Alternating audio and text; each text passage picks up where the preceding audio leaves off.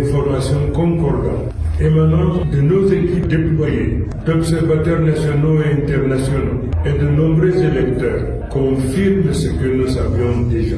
Le peuple camerounais s'est massivement exprimé. Les procès-verbaux signés et publiés dans des milliers de bureaux de vote témoignent d'une volonté claire et irréfutable. Or, en quelques heures, un mécanisme de falsification des résultats s'est mis en place. Des procès-verbaux authentiques, établis et signés au sortir des urnes, sont aujourd'hui contradictoires avec des copies présentées par les services de l'ECAM au niveau départemental.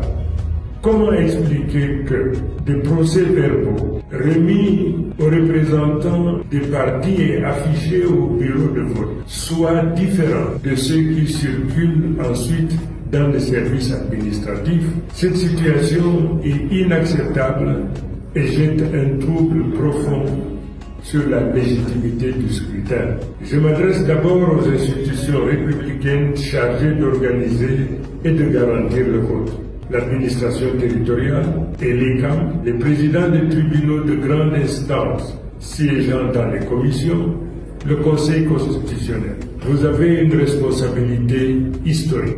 La confiance du peuple repose sur votre impartialité. Si des doutes pèsent sur l'intégrité d'un procès verbal centralisateur, il est de votre devoir professionnel et civique d'en instruire immédiatement la vérification et le cas échéant de suspendre toute proclamation fondée sur des documents entachés de fraude. À nos juges et magistrats présents dans les commissions départementales, votre rôle n'est pas de protéger des procédures opaques, mais de garantir la sûreté de la voix souveraine du peuple.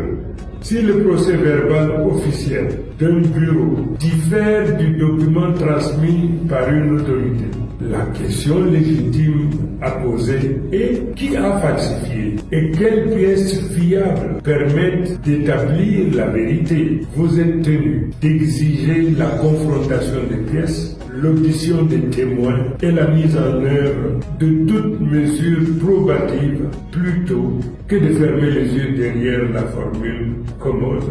Seul le procès verbal central de l'ECAM fait foi. J'en appelle aussi à la communauté internationale, aux missions d'observation.